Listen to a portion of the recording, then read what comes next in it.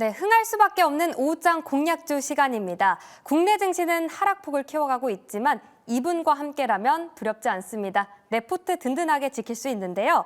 자, 이제 점심시간이 얼마 남지 않은 현 시점에서 전략 제대로 한번 세워보겠습니다. MBN골드 김흥태 매니저와 함께하겠습니다. 매니저님 안녕하세요. 네, 안녕하세요. 네.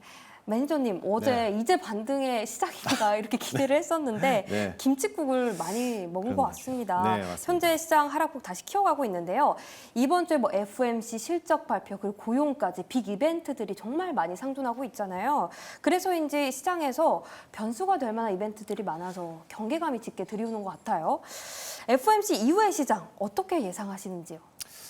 어제 제가 네. 전략이 틀렸기 때문에 네. 오늘 또 함부로 또 말해드리기가 어려운 것 같은데 네, 일단은 다시 제 한번. 생각은요. 네. 어차피 뭐 제가 뭐 생각해놓은 견해는 FOMC가 끝나고 나서는 시장이 또 반등하지 않을까라는 기대를 좀 해볼 수가 있겠습니다. 네. 아무래도 우리가 생각하고 있는 거는 금리 인하를 계속적으로 기대를 하고 있는데 사실 어제도 역시나 마찬가지로 이제 찐 반등이 아니고 우리가 적극적으로 투자하는 것보다는 아직 한 차례 좀 밀릴 가능성이 크기 때문에 조금 관망하면서 좀 투자하는 경향을 보일 수 있다라고도 말씀드렸는데요.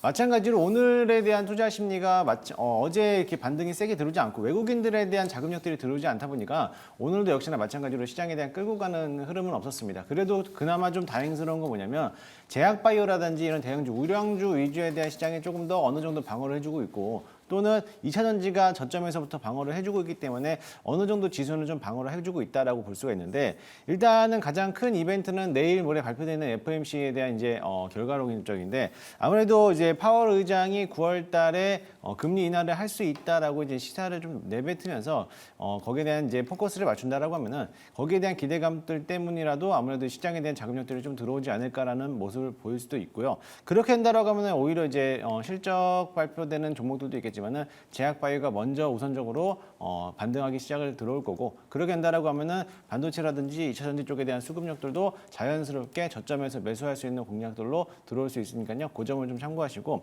물론 이제 FOMC가 이제 그 결과 발표하고 나서부터 물론 뚜렷하게 결과 발표를 안 하겠지만 어느 정도에 대한 그런 의도를 가지고 포커스를 본다라고 하면은 충분히 반등에 대한 신호탄을 내뱉을 수 있다라고 보시면 될 것 같습니다.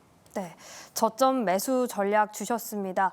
시장에 그런데 뚜렷한 모멘텀이 딱히 없습니다. 네. 뭐 각계 전투가 이어지고 있는데 이러한 종목 장세 속에서 그래도 우리가 좀 주목해볼 만한 섹터가 있을까요? 뭐 바이오도 경기 방어적인 성격을 띠고 네. 있는 것 같고 메이저님 포트 안에서 바이오 기업들이 아주 승승장구하고 있더라고요. 네, 사실 지금 시장이 굉장히 어려운 흐름을 가고 있어요. 이게 좀 오늘은 좀 올랐다 싶어서 오늘 좀 담아낸다라고 하면 내일 또 한번 큰 차례 한번 밀렸다가 또 그 다음날 또 올라가는 모습을 보였고요. 네. 실적이 좋았는데도 불구하고 실적 발표하고 나서부터 세로로 쭉 밀려갔다가 또 그 다음날은 갭을 또 띄어서 올라가는 또 모습도 맞아요. 보였어요. 그러니까 네. 굉장히 난이도가 어려운 시장이기 때문에 이거를 섣불리 비중을 많이 태워서 들어가는 것보다는 분할 매수 관점으로서 좀 대응한다라고 하면 좀 괜찮을 거라 보여지고요. 그나마 좀 실적 장세를 봤을 때 아직까지 실적이 나오지 않은 섹터들을 본다라고 하면은 오히려 화장품이 좀 강하지 않을까. 왜냐면 지난번에는 이제 전력기기에 대한 실적이 한번 나왔고 그리고 나서부터 이제는 얼마 전이었죠. 얼마 전에는 조선업들에 대한 움직임들이 지난주에 한번 실적 발표가 나왔기 때문에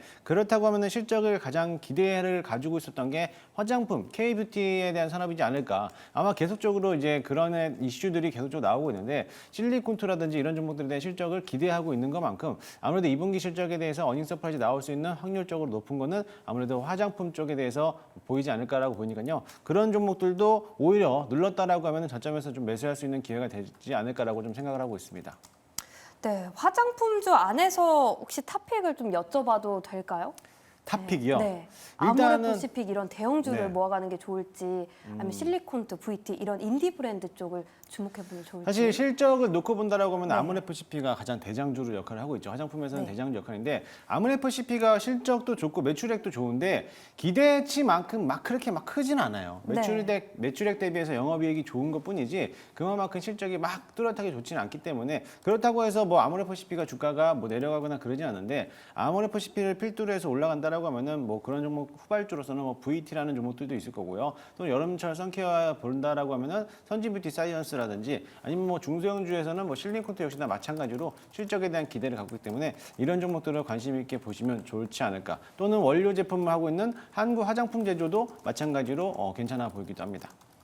네, 종목 장세에서 김응태 매니저가 주목하고 있는 섹터는 화장품입니다. 그중에서 아모레퍼시픽 대장주를 보자라는 의견이었고요. 현재 2차 전지 실적 발표를 대거 앞두고 있어요. 조금 전에 삼성 SDI도 실적 발표를 했고요. 근데 영업이익이 그다지 그렇게 좋지 않았는데 오늘 수급이 2차 전지 쪽으로 좀 이동하는 모습이 포착이 되고 있습니다. 에코프로 그리고 에코프로비엠 상승하고 있고요. 그리고 LG엔솔, 포스코홀딩스에도 외국인과 기관의 동반 수급이 확인되고 있는데 이렇게 수급이 이동하고 있는 건 좀 반등의 시작이라고 봐도 될까요? 반등은 아직 좀 이르지 않나라는 이르지 않나. 생각을 하고 있는데요. 오늘 삼성 네. SDI가 반등했던 수급이 들어왔던 거는 이제 배터리 관련돼서 이제 사업이 이슈가 되다 보니까는 그와 관련돼서 2차 전지에 대한 움직임들이 외국인이라든지 기관들이 지금 순 매수세로 들어오고 있는데 모습인데요. 사실 에코프로도 역시나 마찬가지로 뭐 실적을 놓고 본다라면 올해까지는 실적이 안 좋다라고도 볼 수 있습니다. 그래서 외국인 포지션도 마찬가지로 이제는 2차 전지가 저점이다라고 해서 매수세가 들어오고 있는 모습인데요. 사실 에코프로나 에코프로비의 이런 2차 전지 관련된 기업들이 지금이 저점이라고 보기에는 다소 좀 어려운 게 뭐냐면은 아직까지 그렇다고 해서 10만 원을 넘어가지 못하는 모습을 보이고 있어요. 액면 분할하고 나서부터 액면 분할에 대한 가격대를 돌파하지 못했기 때문에 어느 정도 박스권에서 가두리 형식으로서 좀 횡보하는 모습을 보이고 있기 때문에 지금이 저점이 아닐 수도 있다라고 볼 수도 있고요. 만약에 이 자리에서 다시 한번 9만 7천 원을 밀려서 내려간다라고 하면은 충분히 9만 5천 원까지도 밀려갈 수 있기 때문에 지금의 저점에서 잡는 거는 약간 좀 위험 부담이 있을 거라고 보여지고요. 물론 기관과 외국인이 담아냈다라고 해서 주가들에 대한 움직임들이 저점에서 매수해서 올라갈 거라는 보장이 없기 때문에 지금 자리보다는 일단은 10만 원을 안착을 하고 나서부터 그때에 대한 2차 전지에 대한 흐름들을 보시면 좋을 것으로 보여지고 또나 이제 실적 발표를 앞두고 있기 때문에 실적 발표하고 나서부터 얼마만큼에 대한 손실액을 줄여주고 있는지 적자폭이 얼마만큼 줄어드는지에 대해서 그거를 확인한다라고 하면은 그때부터는 3분기 실적이 어느 정도에 대한 나오는 기대감도 있을 수 있으니까요. 그 점을 좀 확인하고 대응하시면은 괜찮지 않을까. 굳이 지금 자리에서 매수 안 해도 나쁘지 않다라는 겁니다. 네, 2차 전지 바닥이 미지수다. 아직 바닥이 확인이 다 되지 않았다라는 의견으로 요약해 볼 수가 있겠습니다. 자, 그러면 오후장 공략을 한마디를 들어볼게요. 오후장 공략은 저점 매수라고 의견을 주셨는데 네. 오늘 오후장 공략은 마찬가지로 이제 내일 모레 이제 FOMC 결과 발표가 나오기 때문에 오히려 오늘 내일 장에서 좀 더 밀리면은 저점에서 매수할 수 있는 타이밍이 되지 않을까라고 보고 있고요. 그렇다고 해서 뭐 고점에서 올라가는 종목들을 따라 들어가면 안 되냐라고 하시는 분들도 계시겠지만 물론 그런 종목들도 따라 들어가도 되는데 다들 좀 비중 조절을 잘 하시면서 대응하신다라고 하면은 충분히 뭐 한 번 더 눌린다 하더라도 그 다음 폭에 또 이게 매일매일마다 이제 주가에 대한 흐름도가 굉장히 크게 달라지기 때문에 수익을 낼 수 있는 구조가 되지 않을까라고 볼 수 있겠습니다. 네, 알겠습니다. 자, 그럼 본격적으로 종목 이야기를 들어가 보도록 하겠습니다. 포트폴리오 점검부터 해볼 텐데요. 목표가 터치가 속출하고 있습니다. 자, 이렇게 어려운 시장 속에서도 수익을 낼 수 있었던 건 김응태 매니저가 시장을 잘 읽고 그에 적절한 종목을 잘 선택했다는 게 입증이 됐기 때문인데요. 리가켄바이오 그리고 바이넥스가 그렇습니다. 일단 리가켄바이오 리뷰부터 해볼게요. 주가가 3거래일 연속 상승하면서 오늘 또 신고가를 경신했습니다. 기관과 맥락을 같이 하면 돈을 번다 이란 이야기도 있던데 기관이 7일 연속 사고 있거든요. 네. 이유가 있을까요? 일단은 알테오젠이 어제도 30만 원을 딱 찍고 나서 내려왔거든요. 네. 오늘도 역시나 마찬가지로 알테오젠이 뭐 큰 폭으로 내려오진 않았기 때문에 알테오젠이 신고가를 들어갔기 때문에 그 후속주로서 리가켄바이오가 같이 한번 따라가고 있는 모습인데요. 뭐 역시나 마찬가지로 제약바이오에 대한 흐름도가 굉장히 뭐 좋은 거는 일단은 금리 인하에 대한 기대감을 또 가지고 있고 또 이제 앞으로 대한 9월 13일 날 있는 유럽 아마케 에스모가 또 남아있기 때문에 그 일정까지 본다라고 하면은 지금 자리도 충분히 홀딩해서 가져가도 될 것으로 보여지고요. 만약에 리가켄바이오가 없으신 분들이라고 하면 저는 뭐 지금 자리도 충분히 매수가 괜찮다라고 볼 수 있겠습니다. 일단 저희가 목표가를 터치했기 때문에 85,000원에 대한 1차 목표가였는데요. 일단은 목표가를 터치하고 오늘 신고가 영역을 넘어갔기 때문에 저는 2차 목표가를 10만 원까지 보도록 할 테니까요. 10만 원까지는 홀딩하면서 보유하자라는 말씀 드리고 싶고요. 85,000원 이탈을 하더라도 매도보다는 오히려 저점에서 추가 매수할 수 있는 기회가 나올 수 있다라고 보니까는요. 그 점을 참고하시고 대응하시면 좋을 것 같습니다. 네, 리가켄바이오 목표가 9만 원 달성하고 2차 목표가 10,000원까지 열어뒀습니다. 저희 계속해서 홀딩해 보도록 할게요. 다음으로 리뷰해 볼 기업은 바이넥스인데요. 역시 오늘 다시 신고가 경신했어요. 그런데 눌리고 있는데 이러한 흐름을 어떻게 좀 해석해 볼 수 있을까요? 이런 시장 속에서도 계속 보유 전략 이어갈까요? 네, 일단 바이낸스도 역시나 마찬가지로 단기적으로 보지 마시고요. CDMO에 대해서는 삼성바이오로직스가 워낙에 또 신고가를 가고 있고 그 후속주로서 바이넥스라든지 이런 종목들 ST팜이 이제 막 따라 들어가려고 하고 있기 때문에 바이넥스도 역시나 마찬가지로 뭐 트럼프와에 대한 이런 이슈로서 인해서 수혜를 받는 기업이다라고 보시면 될 것으로 보여지니까요. 지금 자리는 매도하는 것보다는요. 지금은 홀딩하는 전략을 보시면 될 것으로 보여지고요. 역시나 마찬가지로 뭐 2만 원 초반까지 내려온다 하더라도 여기서 겁먹지 마시고 오히려 이런 자리가 저점에서 매수할 수 있는 기회다라고 보시고요. 일단은 목표가를 저희가 한번 과감하게 뚫어놨기 때문에 2차 목표가를 다시 한번 제시해드리면요. 2만 5천 원까지 바라보도록 할 테니까요. 그 점까지는 홀딩하는 전략으로 가져가시면 될 것 같습니다. 네, 바이넥스 목표가 2만 5천 원까지 홀딩해 보도록 하겠습니다. 자, 그러면 오늘의 종목도 들어봐야 될 텐데요. 종목 편입 시작해 보도록 하겠습니다. 총 2종목 준비했습니다. 첫 번째 공략주부터 열어보시죠. 첫 번째 공략주 K뷰티 VT. 아까 전에 종목 장세 속에서 화장품 섹터를 주목하자라는 의견 주셨는데요. VT 가지고 오셨네요. 네, 맞습니다. 이제 VT를 제가 가져왔는데 사실 지금 자리가 아무래도 차트를 보게 되면 굉장히 높은 가격이 형성되어 있다고 볼 수 있겠습니다. 하지만 그래도 제가 VT를 가져왔던 게 뭐냐면 일단은 실적을 앞두고 있기 때문에 이번에 실적, 화장품에 대해서 어떻게 나올지는 참 기대를 해봐도 괜찮을 만한 종목이라고 보실 수가 있고요.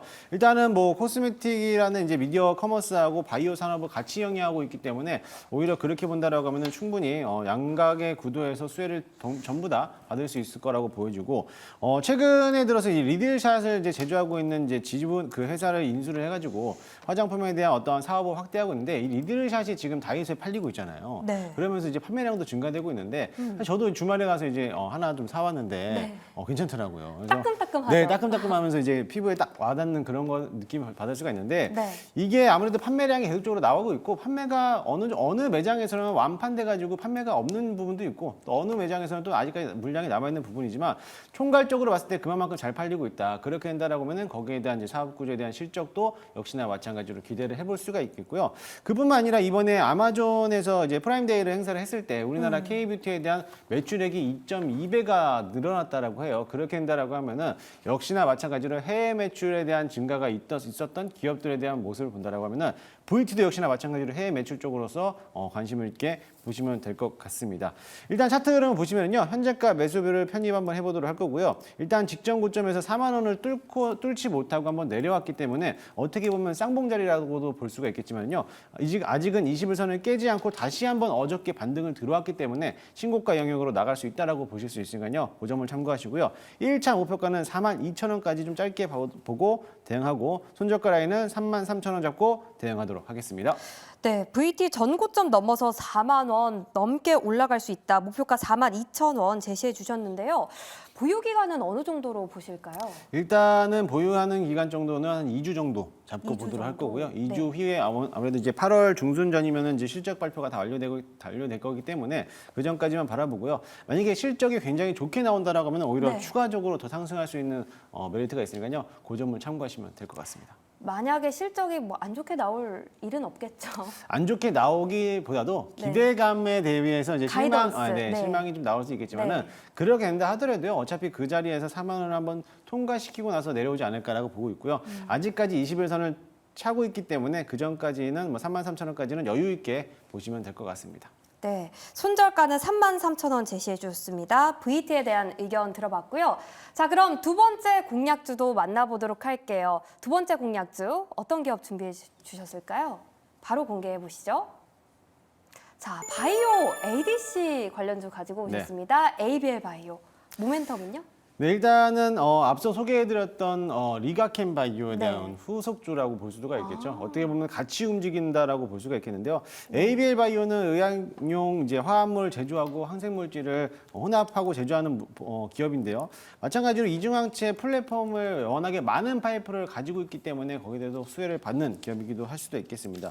최근 시장에서 전 세계적으로 이제 이중항체 플랫폼에 대한 ADC죠. ADC에 대한 이제 어떻게 보면 시장 규모가 계속적으로 확대되고 있고 또한 거기에 맞춰가지고 ABA 바이오도 역시나 마찬가지로 거기에 대해서 수혜를 받을 수 있다라고 보고 있는데요.